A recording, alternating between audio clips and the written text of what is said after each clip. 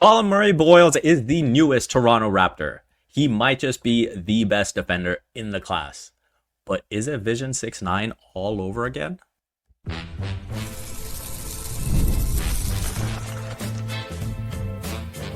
You are Locked On Raptors, your daily Toronto Raptors podcast, part of the Locked On Podcast Network.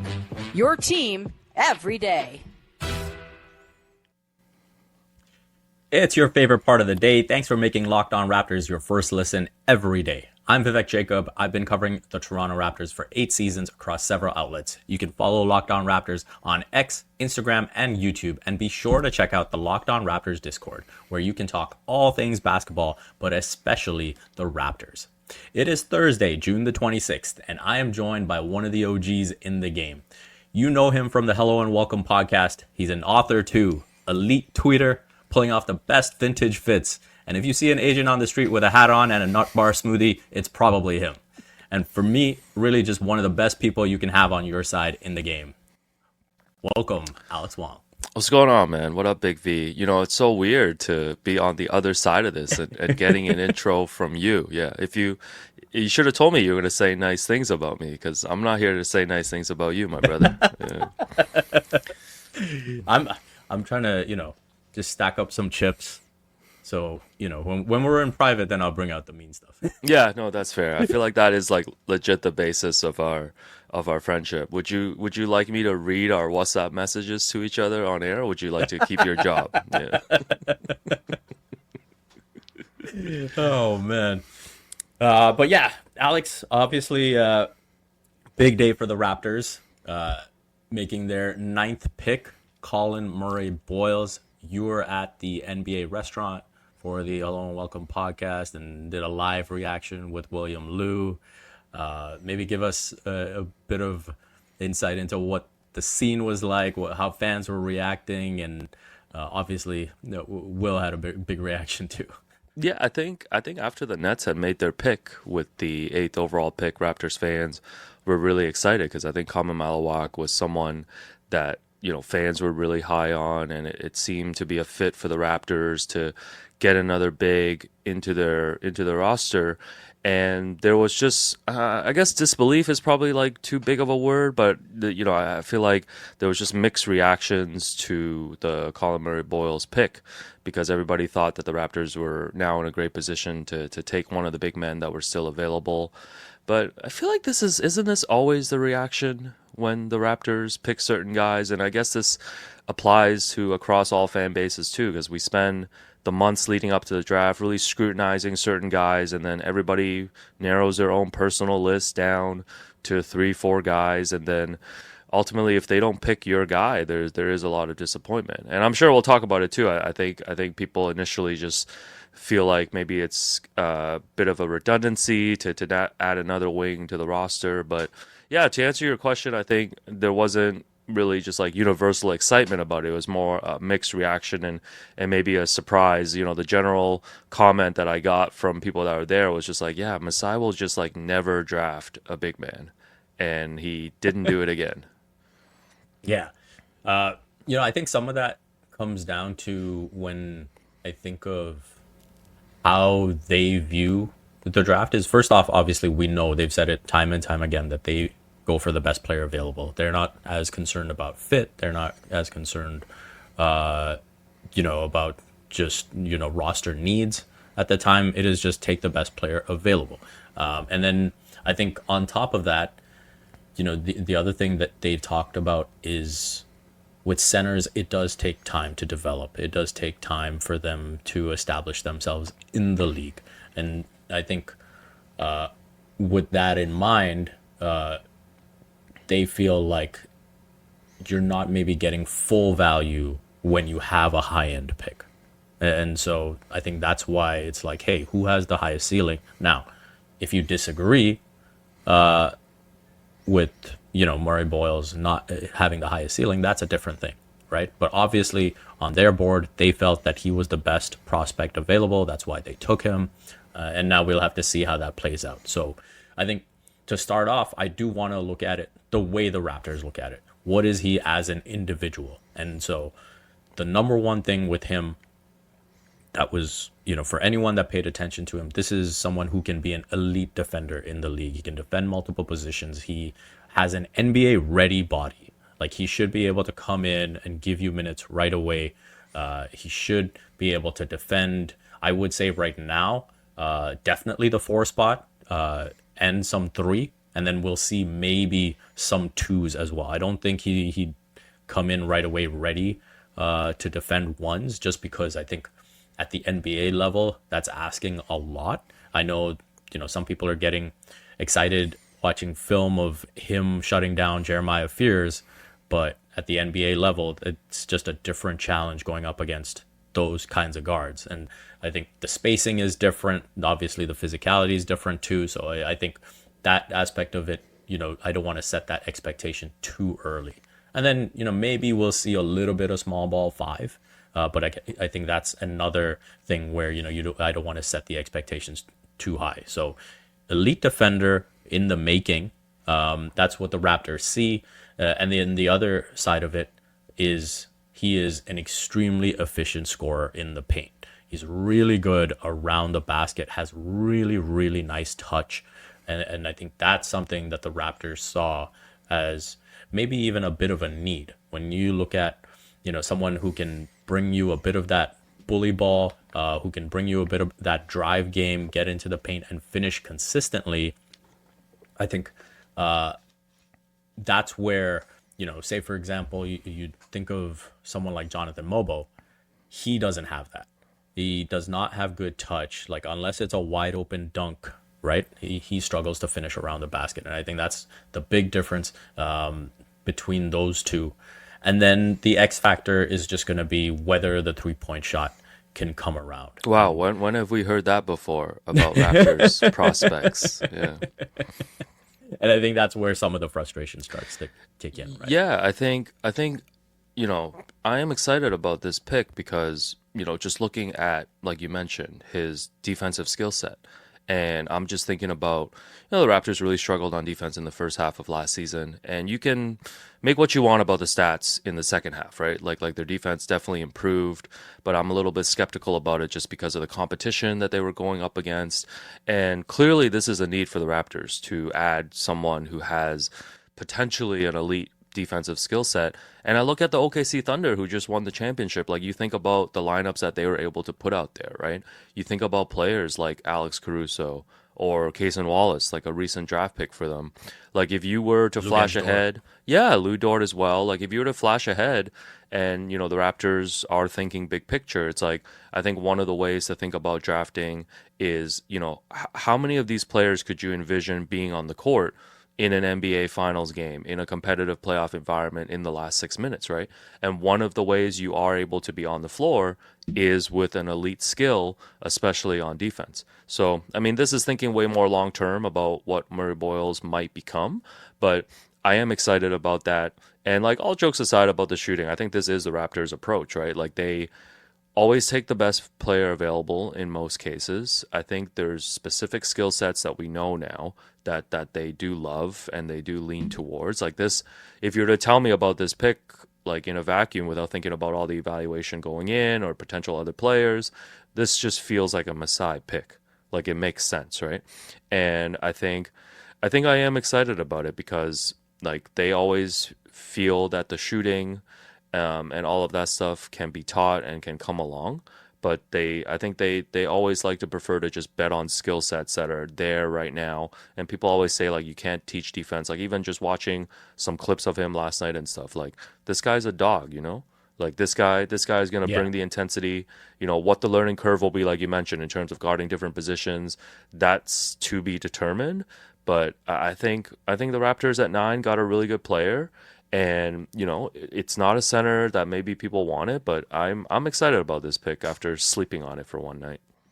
And I'm glad you brought up the playoffs, because assistant GM Dan Tolzman, when he spoke before draft day, he was asked about, one of the things that they value. And he said, hey, like, when you watch these playoffs, like, they're really physical. And so one of the things that they want to see with draft prospects is players who can handle that physicality. And if their body isn't NBA ready, do they have the mental fortitude to sustain those hits, to work towards building up their body to take that physicality. And so I think those are two big checked boxes in favor of Collin Murray-Boyles, where, again, you look at him physically, you know that he should be able to handle the rigors of the NBA.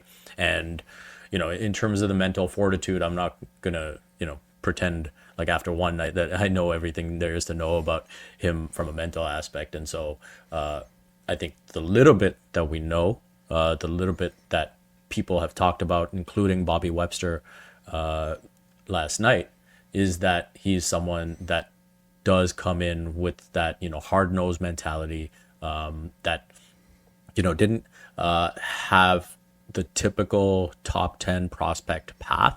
And he kind of had to work his way up to that. And that's something that they valued as well. And so I think those are all encouraging signs, again, for him as an individual prospect.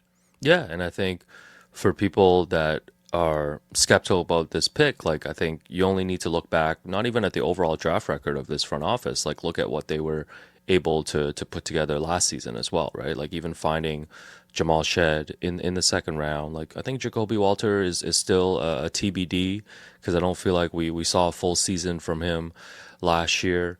And also, like, I think to the point about the center too, like I was thinking, like they did take Ulrich Chomche last year, and I know that's a long-term project, but I have to believe that the Raptors, I know the Raptors are very high on him, and they're trying to bring him along really slowly. So that's a different timeline, but maybe that is part of the thinking too, right? Like, we've heard talks about Jakob Poeltl potentially signing an extension here. They didn't even make him available in a trade for Kevin Durant. That was reported as well.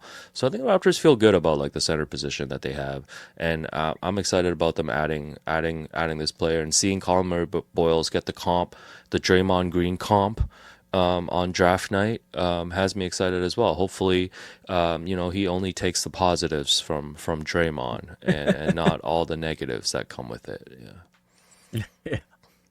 Also, did you? I was gonna ask you about this because, like, I guess this moment went viral when he was drafted, and there was a bit of a reaction from him, and he said the F word, and people took it as he didn't want to come to Toronto. And I know you guys got a chance to speak with him after the fact, and he said that it was just a moment that felt surreal, and he was excited about that. Where do you land on reaction gate? Yeah, I believe what he said. I think that he was just, so caught up in the moment, so overwhelmed by the moment. And it's just a huge day for all of those draft kids, right? Like, I mean, we can get into the Danny Wolf family reaction. Oh, my God. It reminds me, I should save that for an upcoming meme. Yeah. Incredible. Yeah.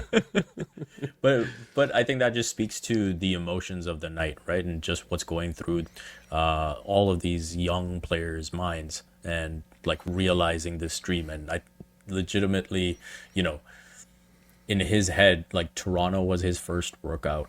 He spoke well about that meeting. And I think because he saw a good fit, it was almost like, man, is it really going to be Toronto? And then it hit him.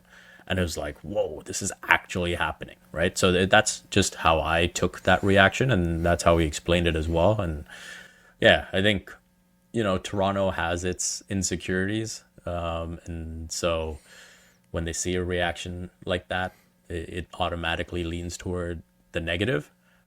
What did you make of that entire reaction? I think you got to take him at face value. He gave his explanation, and we've all had moments when we're excited, and I think we have a reaction like that, right?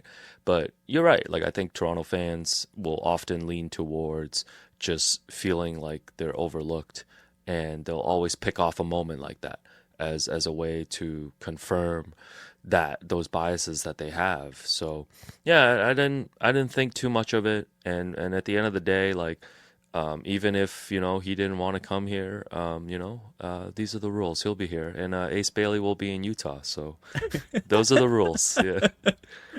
And Danny Ainge, I would have loved to see Danny Ainge in the war room. Danny, I'm glad Danny Ainge is in the war room, because this man is a criminal, man. He does not care. Yeah. I love how Ace Bailey spent all these months trying to force his way to specific destinations, and Danny Ainge is like, "No, man, we spent all year tanking. We dropped to 5. Like, where we're taking you, bro." Yeah. Next, we will get into the bigger picture roster fit and maybe the Vision 6-9 of it all.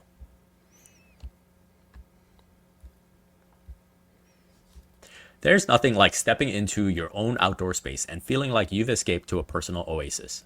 If you want to update your patio this season, WayFair has made it so easy to turn it into a space that feels like yours, comfortable, stylish, and ready for summer. WayFair has everything you need to level up your outdoor space. Conversation sets, outdoor bars, fire pits, hot tubs, gazebos, and yes, even the perfect string lights to set the vibe. It's like giving your backyard that resort feel without the resort price tag. My style leans clean and modern, so I love the filter options to find exactly what fits my space and budget. Don't wait. Make your outdoor space your dream oasis today with WayFair and enjoy it all summer long. Head to wayfair.com right now to shop a huge outdoor selection. That's wayfair.com. WayFair. Every style, every home.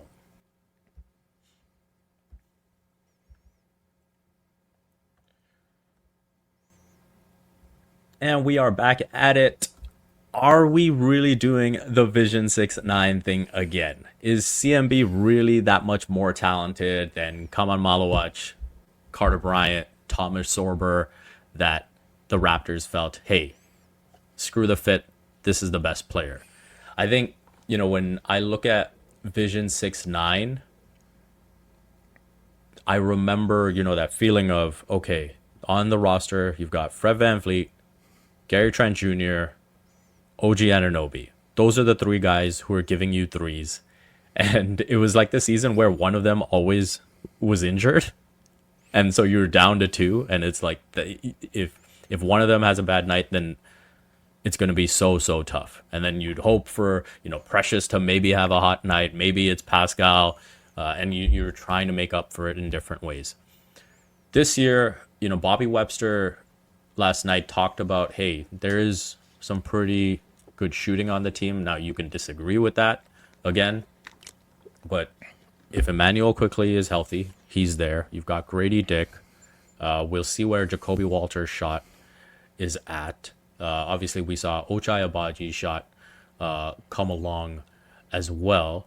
RJ Barrett, I think, if he starts the season with the Raptors, he will have a better shot diet to his game. So I think that's something that will help the team as well. How do you view the fit of it all? And the biggest name in all this is probably Brandon Ingram and the threes that you expect him to bring to the table. How do you view like the 3-point aspect of it for this team moving forward, and how that, if that's enough to support like a Scotty, a CMB? Yeah, I feel like the Raptors are still lacking in that shooting department. Like some of the guys that you mentioned, Quick, Grady Dick, I think they've shown that they can be that elite level shooter, if they do have a good season.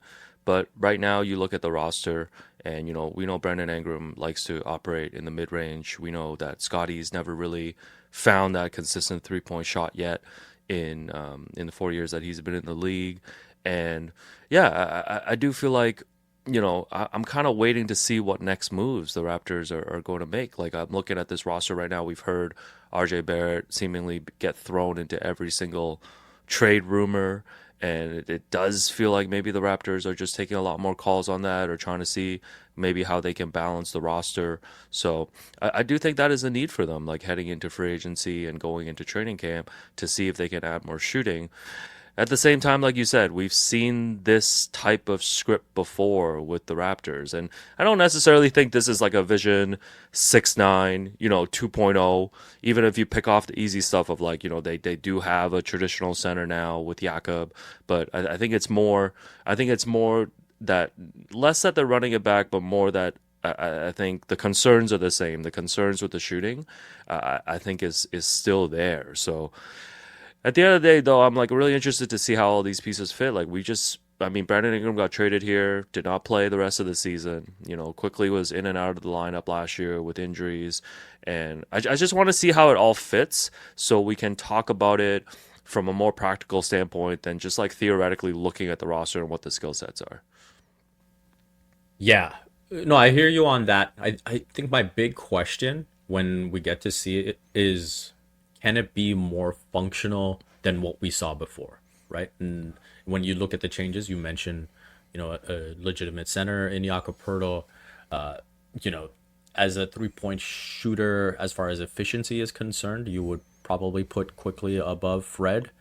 And then, the other pieces around it will have to shoot the ball well enough. But I think the functionality is the big thing here.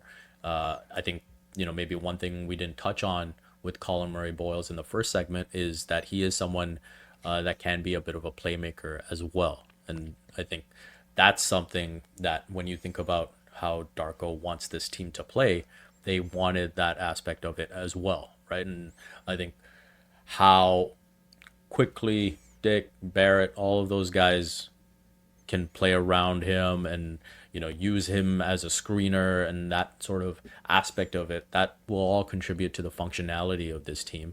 And, Brandon Ingram offensively is a different player than Pascal. And so how does that complement Scotty? Like all of this we haven't seen, right? And so there's a lot that we're, as you rightly said, we're kind of making judgments off because of maybe this bias that we have having seen Vision 6-9. But I do think there's enough differences to at least be curious about what the functionality will be in next season. Yeah, and I think the other concern for me, if I'm looking big picture at this roster, is what their defensive upside is, right? Like, again, I know the stats were great towards the end of last season. I'm taking that with a grain of salt. And we know Scotty's talked about defensive, all defensive team as one of his goals. We know we added Collin Murray-Boyles here, but when I look at the roster and I'm thinking about, again, I'm thinking to the playoffs, right? Like I'm thinking big picture, like who are the 5 guys on this roster that you're fielding down the stretch that you feel comfortable defensively, that there's not going to be weak spots that you get picked on, because that's what happens in the playoffs, right? Like the weakest link is going to get picked on. And there's a lot of offensive upside on this team, but if you're telling me guys like Quickly, Ingram, RJ are going to be out there in crunch time, to me, the concern for this roster, aside from the shooting, is just the defense. Yeah. I think that's where maybe, people again lean towards the fit and say, okay, when you look at the options at 9, if you were viewing Collin Murray-Boyles as a big option, then you had to have seen a big talent gap between him and, say, a Carter Bryant, who I think would have come in with a 3-point reputation. So straight away, I think fans would have bought into that. Comes in with a strong defensive reputation, so he checks that box. And to your point about, hey, can you put this guy in the playoffs? I think he would check that box too. And that's another guy who has an NBA ready body. And so that's where I do think that this is where it's just going to come down to how does the next 3-4 years play out, right? And we will just have to see how things go for these respective players. I will say from my side, when he got announced to the Spurs, I was like, of course the Spurs got him, like it's going to make so much sense there. And I think he's going to fit in really well. And then another guy I did like was Thomas Sorber. And I think he's someone who, again, brings the aspects that the Raptors wanted in terms of, a bit of playmaking from the elbows, can finish a bit inside, and is really talented defensively as well. He's got that 7'6" wingspan, gets you a bunch of stocks. Bobby mentioned stocks with CMB. Sorber is someone who does that as well. But, he's a guy who's 6'10", so would bring you more size. So I do think there's a legitimate debate to be had over, the pick and the needs of the team and whether, there was enough of a talent gap to say, Collin Murray-Boyles was a clear-cut better choice than at least those, two other options, and then we didn't even talk about Kaman Malawach, right? Like, right in the next pick, you have the Phoenix Suns saying, we need a center. We're getting a center. Well, the Phoenix Suns need everything, so I guess they should start at the center position by getting Malawach and making that trade for Mark Williams. So, yeah, the Suns are 7 years away from being 7 years away. So I feel so bad for Devin Booker. He's a one star now that I feel the worst for in the NBA. Yeah. Well, speaking of someone we might feel a bit bad for, this may spell the end of Chris Boucher. We will get into that in the next segment.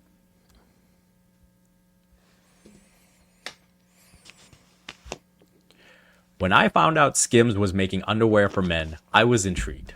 I've heard so much about their quality from friends and family, so I had to give it a try. Let me tell you, it lives up to the hype. I've always had issues with underwear, fit, comfort, or just finding the right style for me. SKIMS changed all of that. Their men's line offers something for everyone, from boxer briefs to classic briefs, all designed with the perfect balance of comfort and style.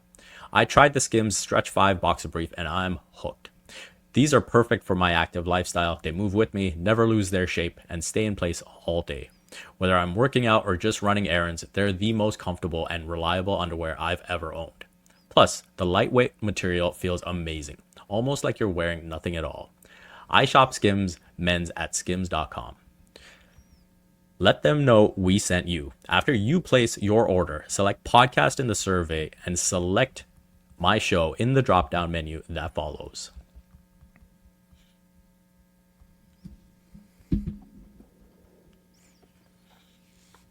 All right, Alex, looking ahead with this roster, I think, maybe not so much an elephant in the room, but I do feel like the selection of Collin Murray-Boyles does spell the end of Chris Boucher's, I was about to say Chris Bosh, but Chris Boucher's tenure. That would have been an elephant in the room.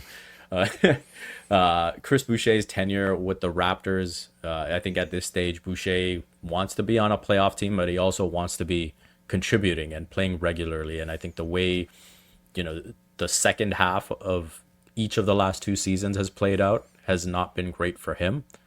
And now the addition of CMB, I don't see a path to minutes for Boucher. And so it seems very likely that he's gone.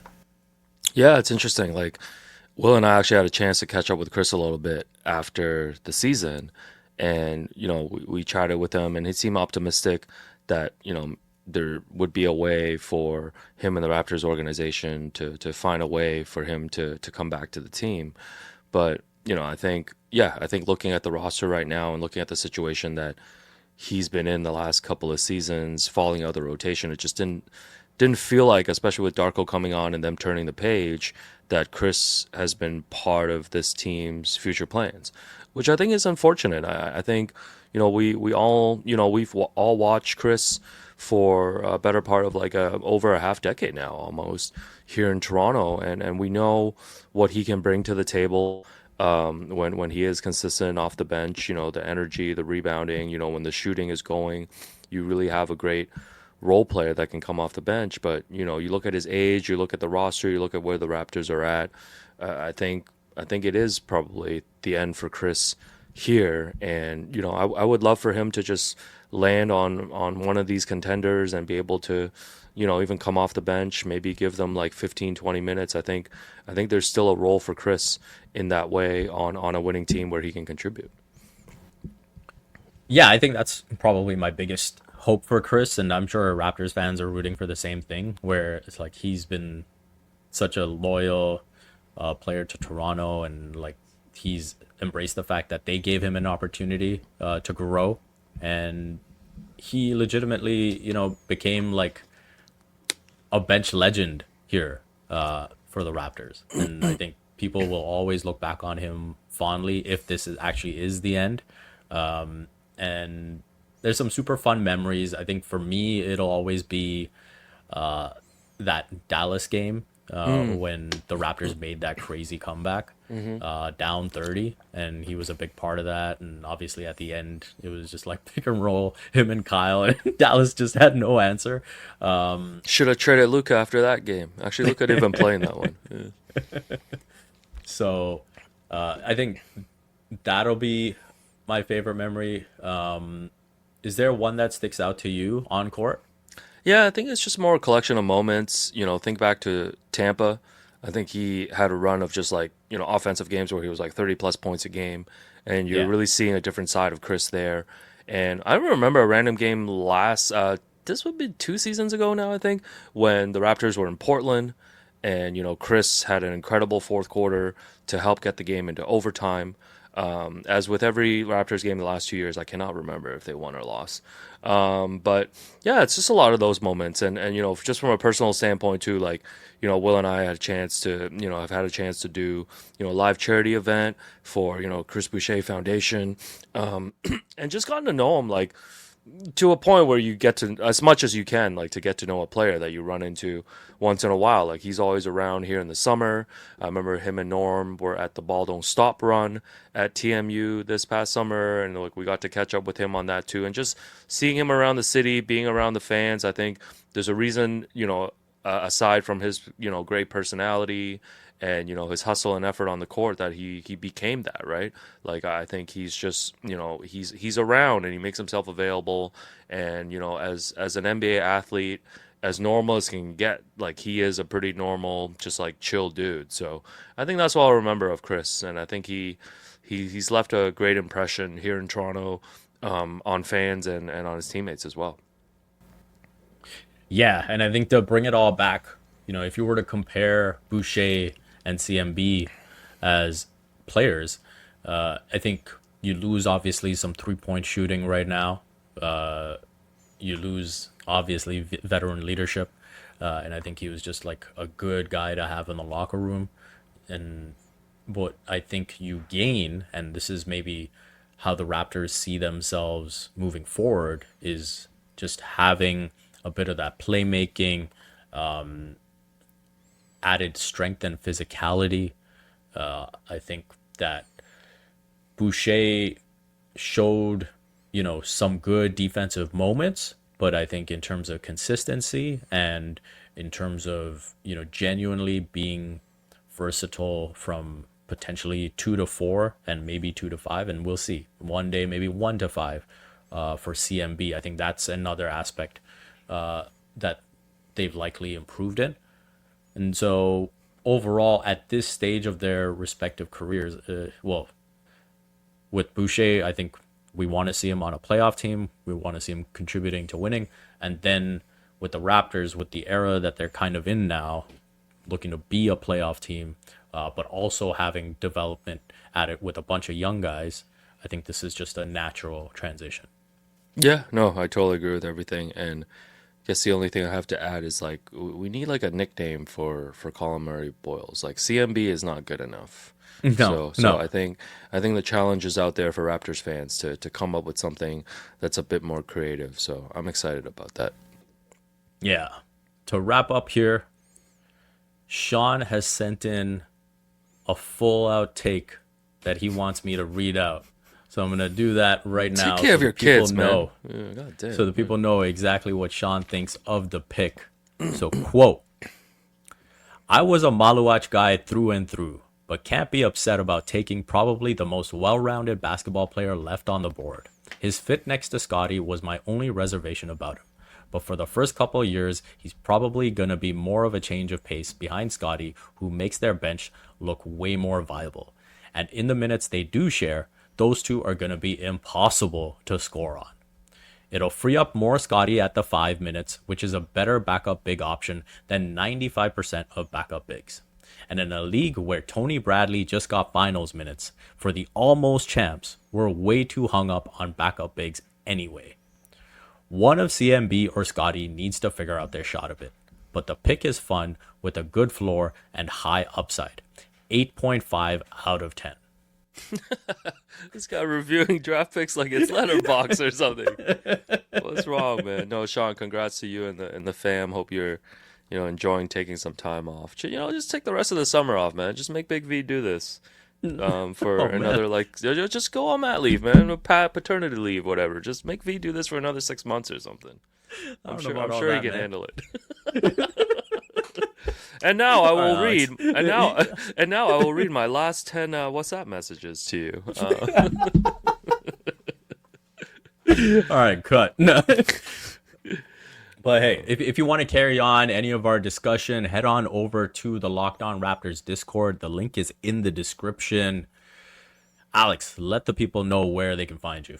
Yeah, just make sure you look up Hello and Welcome podcast. I think a lot of Raptors listeners know that Will and I were on the Raptor show at Sportsnet for 3 years before we moved to doing our own independent thing. So I'm sure there's still Raptors fans that maybe don't know that this is something new. I still run into Raptors fans who tell me that, and they're excited to find out that we're doing something new. We'll be keeping the content going in the summer. We'll be at Summer League in a few weeks, so I'll be excited to watch Collin Murray-Boyles there. And of course, my guy Hanson Yang, who Vivek gave a draft grade of a D. So yeah, you'll be hearing from the Asian Coalition, shortly. Is that a knock on your door? So yeah, and we recently got to sit down with Bobby Webster at a Holt Renfrew event. So that's on the Hello and Welcome podcast feed and on our YouTube page as well. So yeah, just follow Hello and Welcome podcast. That's all you need to do. I don't really tweet that much anymore, so no need to follow me on Twitter. Follow me on Letterboxd at Stephen LeBron, please. Yeah. Yeah. Elite movie reviews. Have you seen them? Thank you for making Locked On Raptors your first listen today. For your second listen, check out the 2025 Locked On NBA Mock Draft, a 5-episode series with the most comprehensive NBA draft analysis from NBA experts to college experts to NBA draft experts. Find the 2025 Locked On NBA Mock Draft on NBA Big Board and Locked On NBA on YouTube, or wherever you listen to podcasts.